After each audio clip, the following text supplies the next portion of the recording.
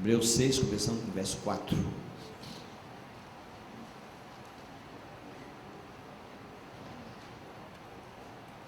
É impossível, pois, que aqueles que uma vez foram iluminados e provaram o dom celestial e se tornaram participantes do Espírito Santo e provaram a boa palavra de Deus e os poderes do mundo vindouro e caíram, sim, é impossível outra vez renová-los para arrependimento, visto que de novo estão crucificando para si mesmos o Filho de Deus e expondo à ignomínia.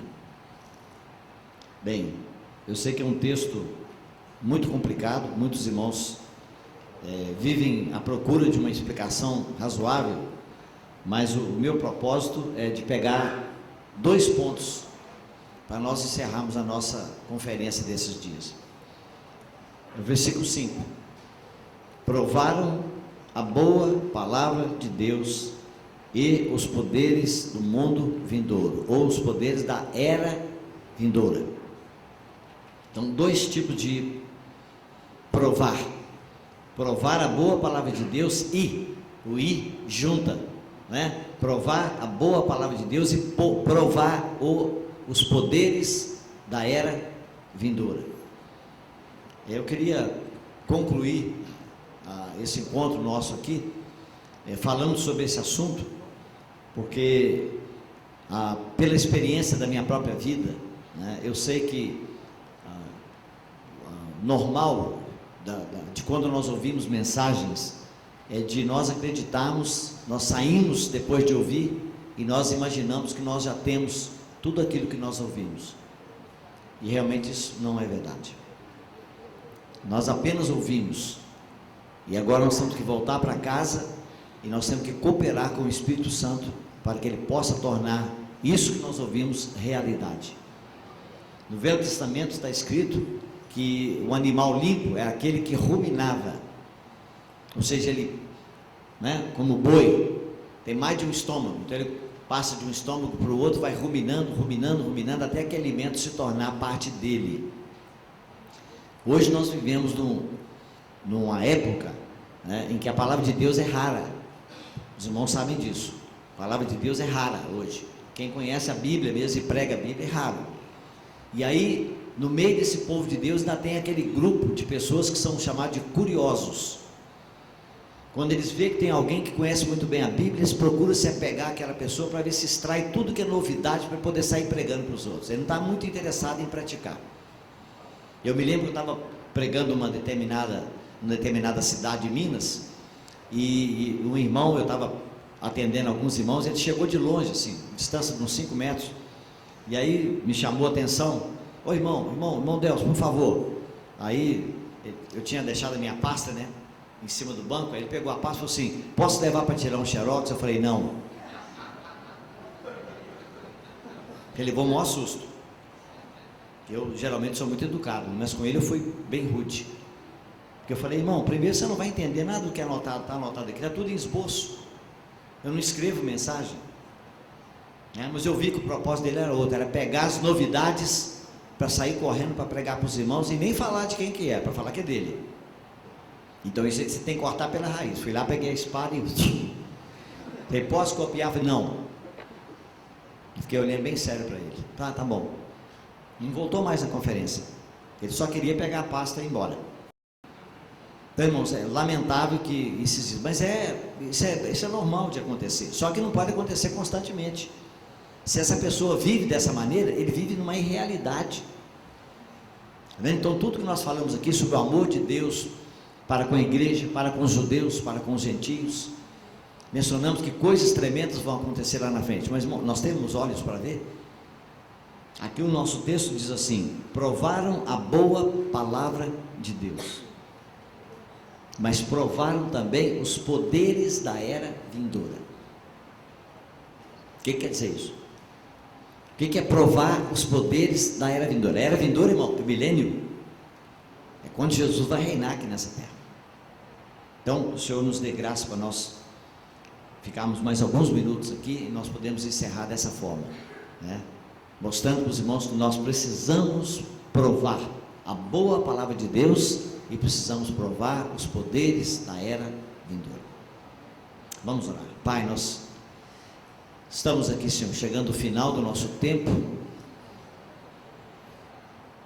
e se cremos que o Senhor começou essa conferência, se cremos que o Senhor falou conosco, nós estamos aqui agora pedindo, Senhor, que o Senhor encerre aquilo que o Senhor começou. Ó Pai, toda glória, toda honra seja dada apenas à Tua soberana pessoa, a pessoa do Senhor Jesus. Como nós oramos no início, no meio e no fim, queremos repetir novamente, que não tenhamos olhos para ver a mais ninguém a não ser Jesus somente. Ó Senhor, nosso privilégio de poder assentar aos Teus pés e aprender através do Teu Santo Espírito. Por isso, Pai, nós oramos mais uma vez, vem nos guiar e nos conduzir pela coluna de nuvem e pela coluna de fogo, na Tua santa palavra, Senhor, e nos deixar aqui impressionados com a necessidade que temos de provar a Tua boa palavra e os poderes da era vindoura. É a nossa oração, no nome do Senhor Jesus. Amém. Irmãos, acho que a grande maioria sabe, talvez as irmãs, as donas de casa, sabem muito melhor do que quer dizer a palavra provar, né? Você pode ter uma panela desse tamanho assim, de feijão. Se você enfiar uma pequena colherzinha, pode ser uma colherzinha de chá, e você tirar ali dentro da panela de feijão, e você colocar na sua boca, você prova o feijão e você sabe tudo que está dentro da panela. Não tem mais novidade nenhuma, você tem todo o sabor, todo o gosto de tudo que está lá dentro. Pode ter linguiça, pode ter, né, outras coisas mais, mas você já tem o sabor, você já tem o gosto. Então, essa palavra que é usada aqui, não é? que Paulo está usando aqui, ele diz que nós temos que provar duas coisas: provar a boa palavra de Deus.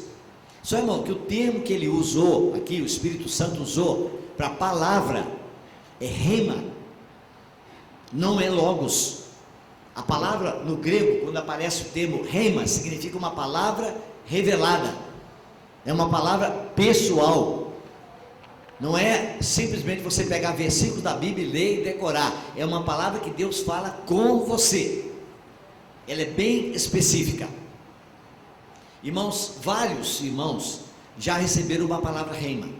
Eu me lembro que eu escrevi 5 folhetinhos sobre palavras gregas há mais ou menos mais de 20 anos atrás, né? Estão esgotadas há muito tempo.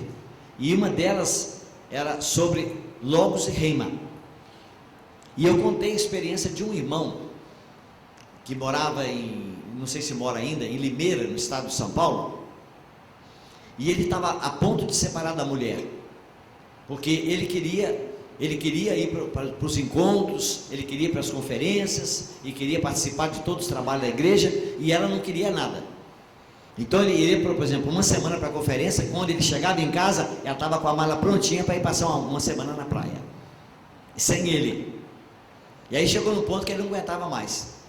Aí ele disse que um dia estava lendo o livro de Provérbios. Aí no livro de Provérbios tem uma passagem que eu não me lembro onde está, mas ele diz que assim, que o coração do rei está na mão do Senhor, e ele o inclina para onde ele quer, como ele inclina as correntes das águas. Aí quando ele leu aquilo, né, ele me contou depois, quando eu falei para ele sobre o que era rema na palavra, ele falou: irmão Deus, quando eu li aquele texto, a palavra, o texto na Bíblia cresceu aos meus olhos, parecia que tinha uma lente em cima, aumentando. E eu disse: Senhor, se o coração do rei está na sua mão, e o Senhor o inclina para onde o Senhor quer, como o Senhor inclina a corrente das águas, Senhor, então inclina o coração da minha mulher. E aí, irmão, disse daquele dia ele não sabia nada, porque uma vez que você tem uma palavra rema, daí para frente você não ora mais, porque Deus te deu a palavra. Você está vendo? Sabe por que muito irmão não sabe o que é fé? Porque a fé vem pelo ouvir. Está vendo? Ouvir a palavra de Deus, mas não é ler Bíblia, não é ler a Bíblia. A palavra de Deus ali é essa palavra rema também. Está vendo? Deus tem que falar com você a palavra específica. Tem muito irmão que tenta imitar o que Pedro fez quando ele chegou na casa do Enéas. Os irmãos lembram o livro de Atos? Ele chegou na porta da casa e gritou lá de fora: Enéas, Jesus Cristo dá saúde. E Enéas pulou da cama doente e já veio atender na porta. Aí tem muito irmão que chega lá na casa: irmão Deus, Jesus Cristo dá saúde. Coitado do Deus, está deitado na cama, não levanta de jeito nenhum. Qual que é a diferença, irmão? É que esse irmão não recebeu a palavra reima. A fé vem pelo ouvir, e ouvir pela palavra de Deus. Então eu pergunto: qual que vem primeiro? A palavra. O segundo, o ouvir. E o terceiro, a fé. A fé vem pelo ouvir. Você está andando para trás, é isso? E o ouvir pela palavra. É o reima. Está vendo, irmão? Você lembra por que Pedro caiu? Por que Pedro caiu? Jesus falou: você vai me negar 3 vezes. Entrou no ouvido e saiu no outro. Mas quando ele acabou de negar, a Bíblia diz: Jesus olhou para ele e Pedro se lembrou. Está vendo, irmão? Palavra lá no grego, rema. Está vendo? A palavra se tornou viva para ele. Ele foi quebrado e saiu e chorou amargamente. Então, irmão, aqui, provar a boa palavra de Deus não é ler só a Bíblia. É que a palavra que você lê, o Logos, Espírito Santo, tem que soprar sobre essa palavra e tem que transformar essa palavra para você em rema. Tem que ser uma palavra viva. E aí, irmão, quando você ganha essa palavra, ela marca a sua vida. Eu me lembro uma época, quando a gente trabalhava com a revista Maturidade, né, no início, eu quase que traduzia tudo para o irmão Christian Shane, e lá foi publicado um artigo: Os Reimas que Moldaram a Vida, de George Muller. Era um capítulo, né, que foi citado ali, os textos da Bíblia que o Espírito Santo falou diretamente com aquele irmão e que transformaram a vida dele. Irmão, nós não somos transformados pelo Logos, nós somos transformados pelo reima. Por exemplo, todo cristão, ele é salvo, todo pecador que é salvo, ele recebe uma palavra reima: Jesus é o seu Salvador. Está vendo? Irmão, essa é a maior revelação que alguém pode ter, não pode ter outra maior. Então por que nós não temos as menores? Né? Então aqui está escrito: se você primeiro tem que provar a boa palavra de Deus, e aí a boa palavra de Deus, o bom reino de Deus, a palavra revelada, vai permitir que você prove os poderes da era vindoura. Então, irmão, o que significa isso? É como se Deus permitisse que você pegasse a sua colherzinha e enfiasse lá na panela do milênio, e aí você prova aquilo, e aí você pode provar o poder de Deus que vai ser manifestado naquela época. Mas quando? Agora.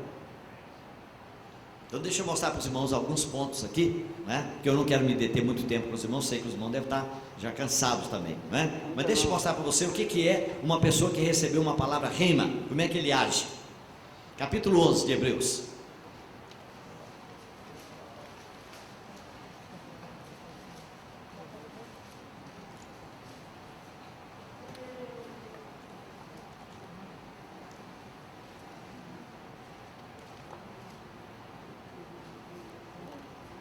Versículo 4. Nós vamos ver, capítulo 11 fala sobre pela fé.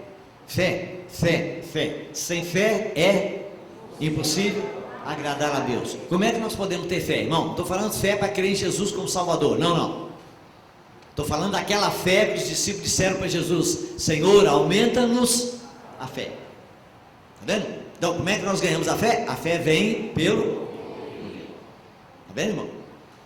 Então é através dessa palavra revelada. Então vamos ver aqui o que aconteceu com Abel. Versículo 4.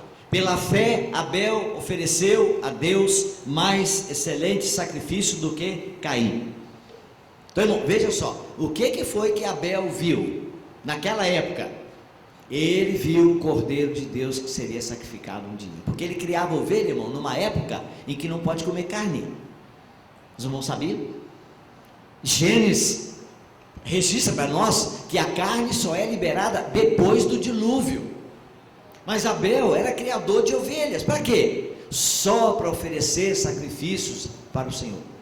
Então, irmão, Abel, ele teve uma visão do Cordeiro de Deus que um dia viria e tiraria o pecado do mundo. Então essa é a primeira visão que ele teve. Depois vamos para Enoque. Enoque foi trasladado para não ver a morte. Não foi achado, porque Deus o trasladara, pois antes da sua trasladação teve testemunho de haver agradado a Deus. Mas, irmão, é só isso que fala sobre Enoque? Será que tem mais alguma coisa no Novo Testamento que fala sobre ele? Alguém sabe? Oi? Judas. Mas não é Judas o traidor. É a epístola de Judas. É isso? Então tá bom. Antes do Apocalipse.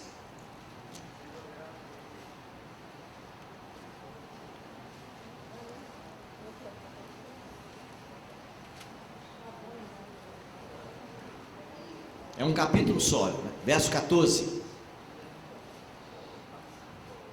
Acharam? Quanto a esses foi que Enoque também profetizou, o sétimo depois de Adão, dizendo. Agora, irmão, outro problema de tradução, quer ver?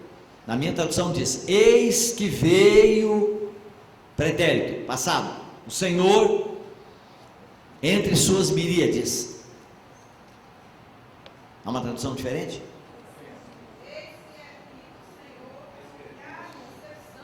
Opa! Entre suas santas miríades, mas agora, irmão, com milhares dos seus santos, viu, irmão? Não é anjo, não. E aqui na minha versão diz: eis que o Senhor veio. Na tradução da irmã diz que ele é vindo.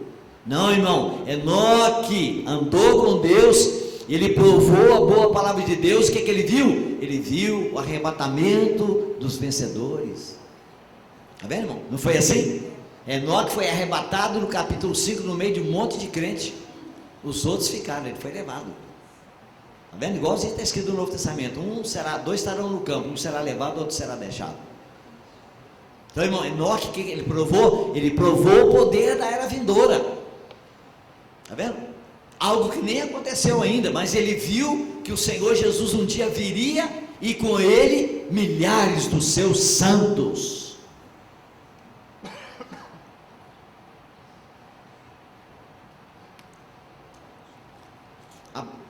Abraão, capítulo 11, versículo 9. Pela fé peregrinou na terra da promessa, como em terra alheia, habitando em tendas com Isaque e Jacó, herdeiro com ele da mesma promessa, porque aguardava a cidade que tem fundamentos, da qual Deus é o arquiteto e edificador. Irmão, que cidade é essa que ele aguardava? Arrisca aí, irmão. Cidade Santa. Oi? A Cidade Santa. Nova Jerusalém, irmão. Nova Jerusalém. Lembra que eu falei? Nova Jerusalém, irmão, não é a cidade de pedra, é uma cidade de pessoas. Irmão, mas ele viu a Nova Jerusalém. Quer ver mais?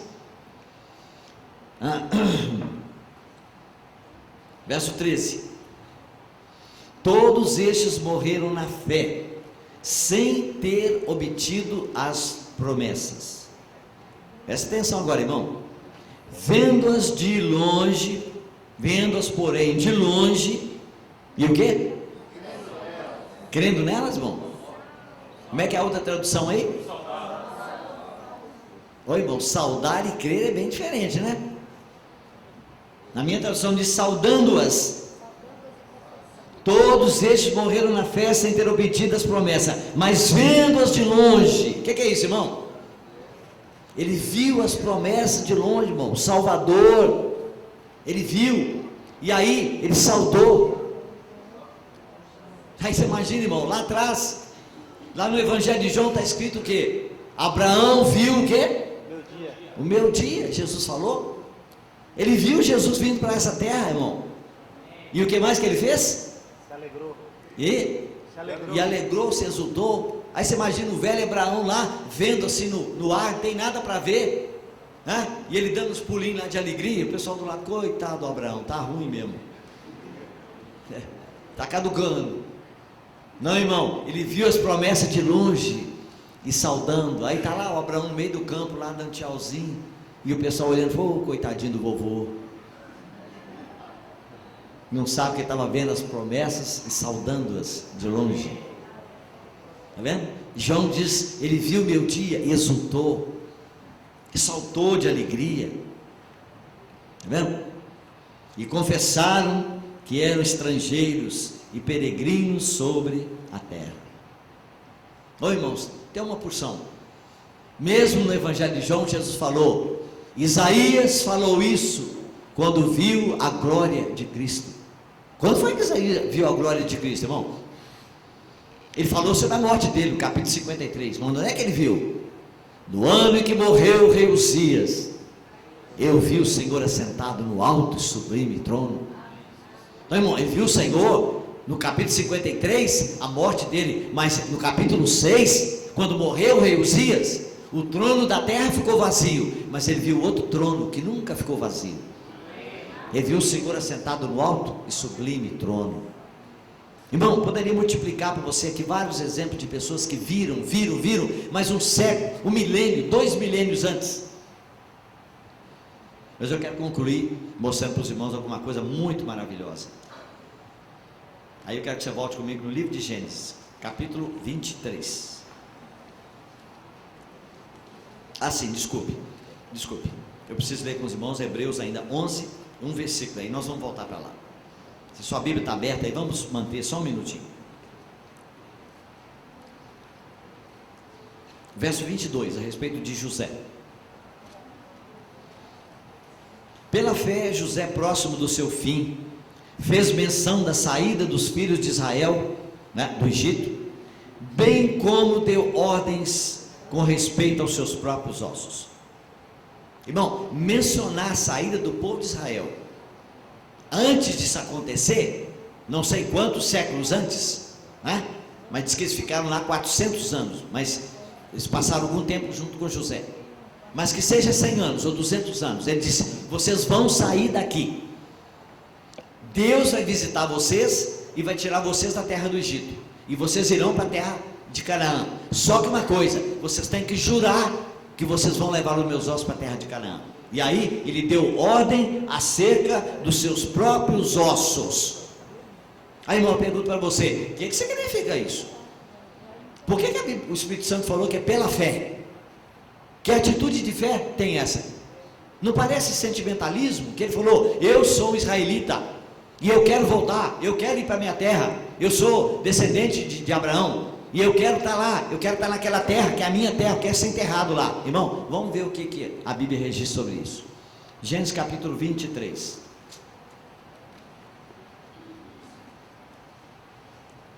Versículo 1. Tendo Sara vivido 127 anos, morreu em Kiriat Arba, que é Hebrom, na terra de Canaã. E veio Abraão para lamentar Sara e chorar por ela.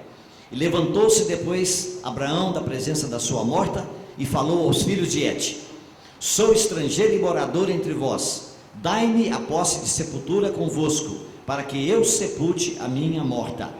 Responderam os filhos de Et a Abraão, dizendo: ouve do Senhor, tu és príncipe de Deus entre nós, sepulta numa das nossas melhores sepulturas a tua morte, e nenhum de nós te vedará a sua sepultura, para sepultares a tua morta. Então se levantou Abraão, se inclinou diante do povo da terra, diante dos filhos de Et, e lhes falou dizendo: se é do vosso agrado que eu sepulte a minha morta, ouvi-me, e intercedei por mim junto a Efrom, filho de Zoar, para que ele me dê a caverna de Maquipela, que tem no extremo do seu campo, que me dê pelo devido preço, em posse de sepultura entre vós. Versículo 16. Tendo Abraão ouvido isso a Efrom, pesou-lhe a prata de que esse lhe falara diante dos filhos de Et, 400 ciclos de prata, moeda corrente entre os mercadores. E assim o campo de Efrom, que estava em Maquipela, fronteiro a Manre, o campo, a caverna e todo o arvoredo que nele havia, e todo o limite ao redor, se confirmaram por posse a Abraão na presença dos filhos de Et, de todos que entravam pela porta da sua cidade. Irmão, por que Abraão fez questão? Ele disse: eu não quero de graça, eu quero comprar. E os irmãos sabem, em toda a história de Abraão, a única coisa que Abraão comprou nessa terra foi sepultura. O que ele queria dizer? Que ele aqui é um peregrino e um estrangeiro. E aí, irmão, ele fez questão de comprar. Ele disse: eu não quero de graça, para que amanhã vocês venham me tomar. Não, eu quero comprar, eu quero pagar pelo devido preço. E aí, quando ele acabou de comprar, verso 19: depois sepultou Abraão a Sara, sua mulher, na caverna do campo de Maquipela, fronteiro a Manre, que é Hebrom, na terra de Canaã. Então ele comprou, irmão, aquele campo, né, com aquela caverna, lá no campo de Maquipela, em Hebrom, e ali ele sepultou a sua esposa. Capítulo 25.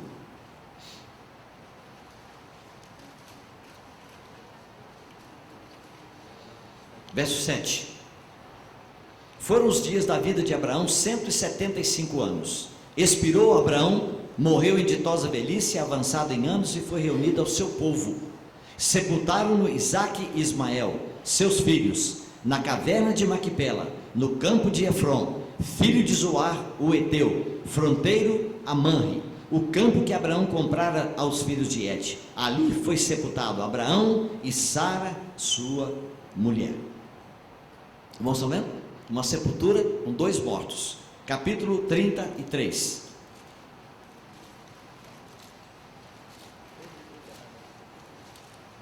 Gênesis.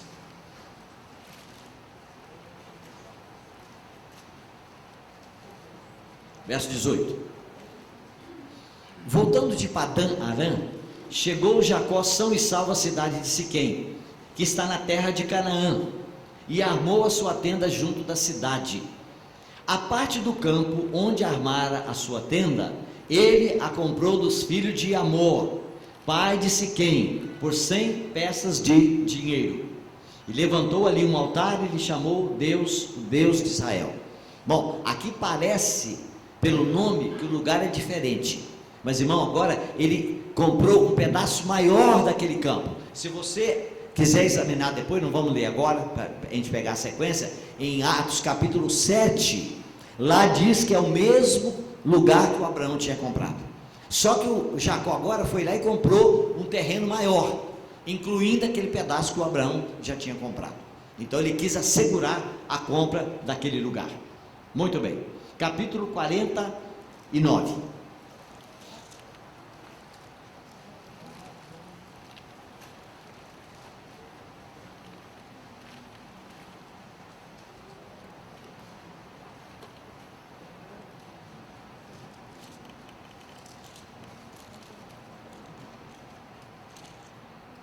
Capítulo 49, verso 29. Jacó está chegando no fim da vida dele, no Egito. E aí ele diz, verso 29, depois lhes ordenou dizendo, eu me reúno ao meu povo, sepultai-me com meus pais na caverna que está no campo de Efron o Eteu, na caverna que está no campo de Maquipela, fronteira a Manre, na terra de Canaã, a qual Abraão comprou de Efron com aquele campo em posse de sepultura. E ali sepultaram a Abraão e Sara, sua mulher, e ali sepultaram Isaque e Rebeca e sua mulher, e ali sepultei Lia. Então, irmão, quantas pessoas estão lá? Abraão, Sara, Isaque, Rebeca e Lia. E agora o Jacó vai pedir, está pedindo para os irmãos, para que a família, né, o leve e sepulte na terra de Canaã. Então, naquele mesmo lugar. Versículo 12, do capítulo 50. Fizeram seus filhos como lhes havia ordenado. Levaram-no para a terra de Canaã e o sepultaram na caverna do campo de Maquipela, que Abraão comprara com o campo por posse de sepultura a Efron, o Eteu, fronteiro a Manre. É isso, irmão? Então, quantas pessoas agora? 6 pessoas. Muito bem. Vira a página aí, capítulo 50, verso 25. Vamos ler o que nós lemos lá do Hebreus, capítulo 11, a respeito do José. José fez jurar os filhos de Israel, dizendo: certamente Deus vos visitará, e fareis transportar os meus ossos daqui. Então, irmãos, olha só, por que Abraão tem que comprar aquela sepultura, aquele lugar? Por que Jacó tem que vir agora e pagar um preço maior para comprar todo aquele campo, para assegurar? E ali são sepultadas todas aquelas pessoas da família. Por que José agora, no final da vida, tem que dizer, olha, vocês têm que jurar que vocês vão levar meus ossos? Irmão, jurar com a mão debaixo da coxa, que era uma coisa séria. E aí chegou o momento deles saírem, deixar a terra do Egito. O livro seguinte, Êxodo 13.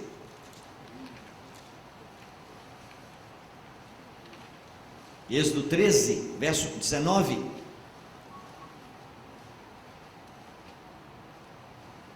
Também levou Moisés consigo os ossos de José, pois havia este feito os filhos de Israel jurarem solenemente, dizendo: certamente Deus vos visitará daqui, daqui pois levai convosco os meus ossos. Livro de Josué, Josué 24. Josué capítulo 24, versículo 32. Os ossos de José, que os filhos de Israel trouxeram do Egito, enterraram-nos em Siquém, naquela parte do campo que Jacó comprara aos filhos de Amor, pai de Siquém, por 100 peças de prata, e que veio a ser a herança dos filhos de José. Como eu disse para os irmãos, o nome é que muda, mas é o mesmo lugar. Se você ler o livro de Atos capítulo 7, você vai ver que é o mesmo lugar. Então, irmão, 7 pessoas: Abraão, Sara, Isaac, Rebeca, Jacó, Lia e José. 7 pessoas. Então, irmão, por que esse desejo, né? Essa insistência, né? Essa exigência deles jurarem que eles vão levar os ossos dele para sepultar naquele lugar, naquela sepultura? Sabe por quê, irmãos? Porque a palavra de Deus, José era vidente, ele viu a era vindoura, ele viu o que ia acontecer na era vindoura. O Abraão viu, Isaac viu, Jacó viu, José viu, e eles fizeram, irmão, provisão para segurar o lugar deles para aquilo que eles estavam vendo. Então, irmãos, hoje nós estamos aqui e a palavra de Deus diz claramente que o arrebatamento está para acontecer a qualquer momento. Israel já foi restaurado a sua posição como nação há 61 anos atrás. E se a palavra de Deus está dizendo para nós em Mateus 24 que não passará esta geração sem que tudo isso aconteça, geração na Bíblia é 70 anos. E quem sabe o Senhor estava dizendo ali, né? Eu acredito que sim, mas quem sabe ele está dizendo que a geração que viu a figueira brotar, que somos nós, 1948, os que estavam vivos, né? 61 anos já se passaram, irmão, as coisas estão aí. Israel está lá, essa situação terrível política de Israel com os árabes, ameaça de todos os lados.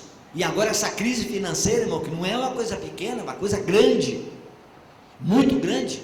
Isso é como um preparo para abrir o caminho para um homem que virá para dominar o mundo inteiro e solucionar os problemas do mundo. É para abrir o caminho para o anticristo. Irmão, os sinais estão aí. Jesus falou, os dias de Noé é que vão anteceder a vinda do Filho do Homem. O que foi o dia de Noé? Violência e imoralidade. Nunca se viveu uma época de tamanha criminalidade. As pessoas matam o outro assim no piscar de olhos, como se fossem animais, como se fosse um verme. E a imoralidade está aí tomando conta de tudo, em todo lado, até dentro dos arraiais evangélicos, das igrejas, pastores, líderes. Então, irmão, está aí, o sinal está para nós. Mas o que nós estamos vendo lá na frente? O que nós estamos esperando, irmãos? Graças a Deus. Nós estamos esperando realmente? Ou estamos esperando o anticristo? Queremos ficar para trás do arrebatamento? A condição, irmãos, diz João: filhinhos, agora permanecei nele, habitai nele, fazei vossa morada no Senhor Jesus, para que quando ele se manifestar, nós não nos afastemos envergonhados na sua vinda. Ô irmão, se nós não lemos a palavra de Deus, não meditamos, irmão, olha o tipo de vida que nós vivemos. Eu fico reparando como é que os cristãos vivem.